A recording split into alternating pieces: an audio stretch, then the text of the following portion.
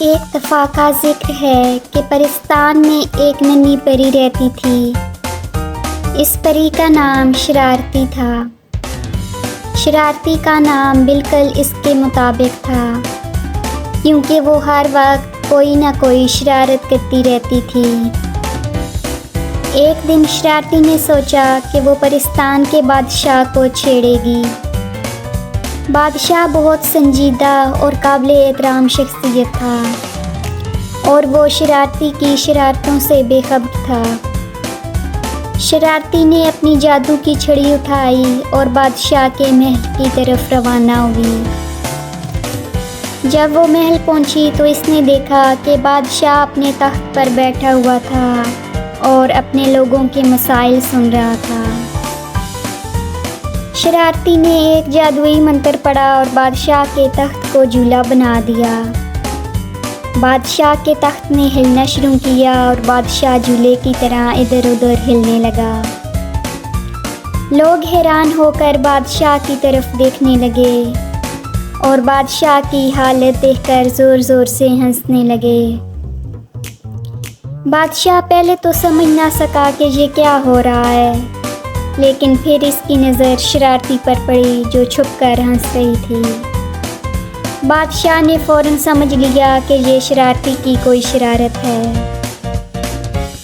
بادشاہ نے اپنی جادو کی چھڑی نکالی اور شرارتی کو پکڑنے کے لیے ایک جادوئی جال بنایا، لیکن شرارتی بھی کسی سے کم نہ تھی۔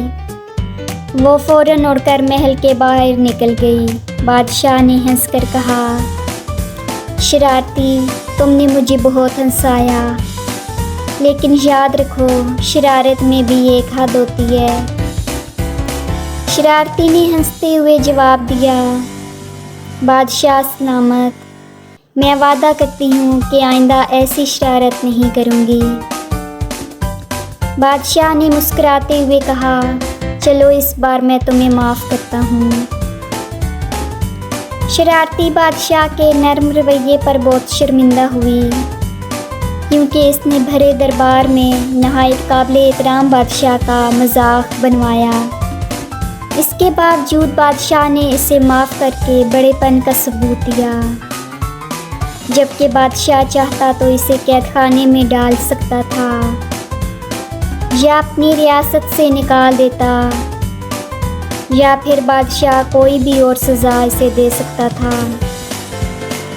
مگر وہ ایک اچھا بادشاہ تھا۔ اس نے اس کی شرارت کو نظر انداز کر دیا، اور اس طرح شرارتی نے سیکھا کہ شرارتوں میں بھی اعتدال ضروری ہے، اور وہ دن بھر اپنے دوستوں کے ساتھ ہنستی کھیلتی، لیکن اب وہ ایسی شرارتیں نہیں کرتی تھی جو دوسروں کو پریشان کریں۔